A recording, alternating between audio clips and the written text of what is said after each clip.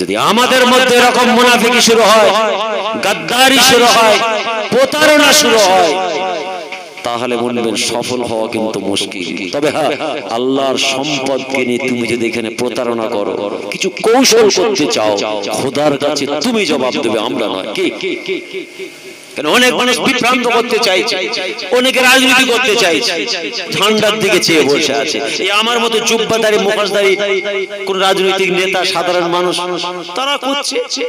ফুরফুরা শরীফের একাধিক পীরজাদার পক্ষ থেকে আহ্বান, ছিন্ন বিচ্ছিন্ন হতে রুখতে আমরা 26 তারিখে ব্রিগেড ময়দানে যাব, বলুন ইনশাআল্লাহ। সরকার সহযোগিতা করেছিল, ট্রাক্টর রাস্তা দিয়ে জাম করে দিয়েছিল, জানেন তো?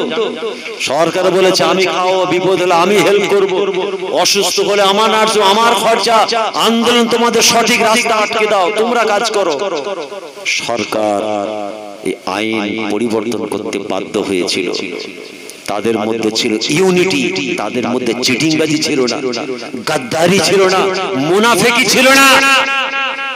যদি আমাদের মধ্যে এরকম মুনাফিকি শুরু হয়, গাদ্দারি শুরু হয়, প্রতারণা শুরু হয়, তাহলে বলবেন সফল হওয়া কিন্তু মুশকিল। তবে হ্যাঁ, যে যাই করুন মনে রাখবেন ওয়াকফে লিল্লাহর অর্থ হচ্ছে আল্লাহর সম্পদ। আল্লাহর সম্পদকে নিয়ে তুমি যদি এখানে প্রতারণা করো, কিছু কৌশল করতে চাও, খোদার কাছে তুমি জবাব দেবে, আমরা নয়। কি অনেক মানুষ বিভ্রান্ত করতে চাইছে, অনেকে রাজনীতি করতে চাইছে, অনেকে গ্রুপিং করতে চাইছে, অনেকে আবার হৃদয়ে মানতে চাইছে, অনেকে ঝান্ডার দিকে চেয়ে বসে আছে। এই আমার মতো জুব্বাদারি মুখোশধারী কোন রাজনৈতিক নেতা, সাধারণ মানুষ তারা করছে। কিন্তু যাই করুন মনে রাখতে হবে এটা হচ্ছে ওয়াকফে লিল্লাহ। সম্পত্তির মালিক কে? কোন হুজুর, কোন দেশের মন্ত্রী না, আল্লাহর সম্পত্তি। তাহলে এই মসজিদের সম্পত্তির আল্লাহ, ওইটাকে ধরে রাখার ক্ষেত্রে আমি রাজনীতি করব, কিরকম হবে? তাহলে আপনার ইমানি দায়িত্ব, আপনি জবাব দেবেন। আপনি যে দল, যে মত, যে রাজনীতি ঝান্ডাই ধরেন না কেন, আপনি তাকেই ভোট দিন, আমার কোনো বাধা নেই। কিন্তু এটা হচ্ছে আমাদের ঈমান। এক প্ল্যাটফর্মে আসুন, মাসলাক, নীতি, আদর্শ আপনি রেখে দেন।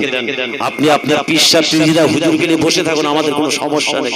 আপনি শায়েখকে নিয়ে বসে থাকুন, আপনি আপনার ইমামকে নিয়ে থাকুন, অসুবিধা নেই। কিন্তু এটা হচ্ছে ইসলাম ধর্মের মঞ্চ, কোরআন হাদিস শরিয়ত রাসূলুল্লাহর উম্মতের মঞ্চ। ইসলাম কোরআন শরিয়তের আঘাত আসছে এখানে। আসুন, সারা বিশ্বকে আমরা হিলিয়ে দিতে পারি, এটা আমাদের ঈমানি পাওয়ার। জোরে বলুন সুবহানাল্লাহ। আমরা বদরের জমিন দেখেছি, উহুদের জমিন দেখেছি, খান্দাকের জমিন দেখেছি, তুবুকের জমিন দেখেছি। অতএব আমাদের ঈমানি ক্ষমতা আমরা জানি।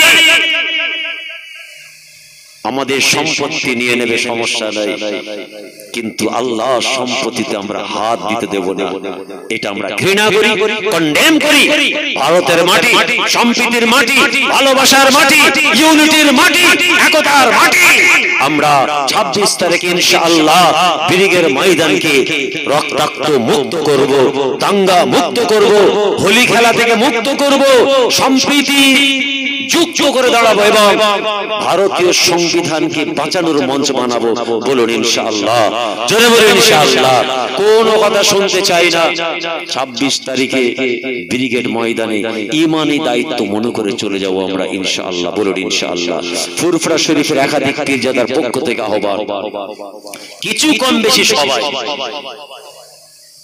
অনেকে হয়তো আসতে পারেনি, কিন্তু সমর্থন আছে সবাই। আরে আল্লাহর ঘরের সম্পত্তি কেউ বিরোধী থাকে, ব্যক্তিগত রাগ আমার সঙ্গে না থাকতে পারে, কিন্তু সেটাকে অক্সিজেনে ঢোকাবো কেন? এনার সঙ্গে আমার জায়গার সম্পত্তি, উনি আমাকে দেখতে পারেন, আমি ওনাকে দেখতে পারি না।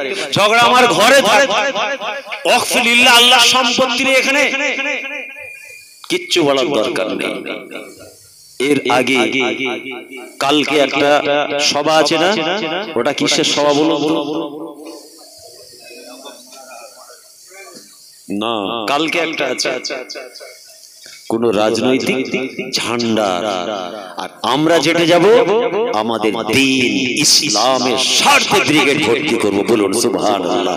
তাহলে এতদিন তো আমরা দুনিয়ার ফ্ল্যাগ, রাজনৈতিক ঝান্ডা বাঁচানোর জন্য ব্রিগেড ময়দানকে লালে লাল করেছি। চলুন একবার আমরা আমাদের ঈমান, আমাদের ইমোশন, আমাদের বাপদাদা রেখে যাওয়া সম্পত্তি, সংবিধানের সম্প্রীতি বজায় রাখতে, সংবিধানকে অটুট রাখতে, কনস্টিটিউশনকে সুস্থ রাখতে, ছিন্ন বিচ্ছিন্ন হতে রুখতে আমরা 26 তারিখে ব্রিগেড ময়দানে যাব।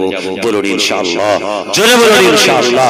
নারে তাকবীর। আল্লাহ আমাদের যাওয়ার তৌফিক দেন, বলুন আমিন। গাড়ি করবেন, গাড়ি পকেটের পয়সা দিয়ে, নিজের পকেটের পয়সা দিয়ে কষ্ট করে আমরা যাব আমাদের আল্লাহর ঘর বাঁচাতে। বোঝা গেল?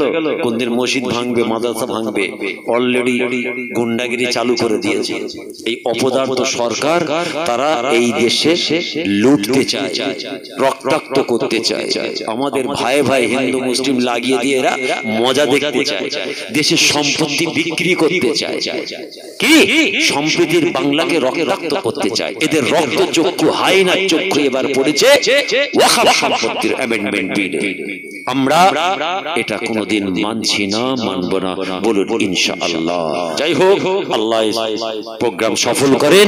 এটা দীর্ঘদিন চলবে। খুব কৌশলে প্রতিবাদ প্রতিরোধ কিভাবে করব, গণতান্ত্রিক প্রক্রিয়ায় সুস্থভাবে যেভাবে করতে হয় সব সিস্টেম আছে। আমরা মারপিট দাঙ্গা করে নয়, নীরব প্রতিবাদ প্রসেস হয়ে সঠিক প্রসেসে করব। আল্লাহ আমাদের কামিয়াব করে, বলুন ইনশাআল্লাহ। যাই হোক, আল্লাহ তৌফিক দিয়ে আবার আলোচনা হবে। আসুন একটু সালাম পড়ব। ইয়া নবী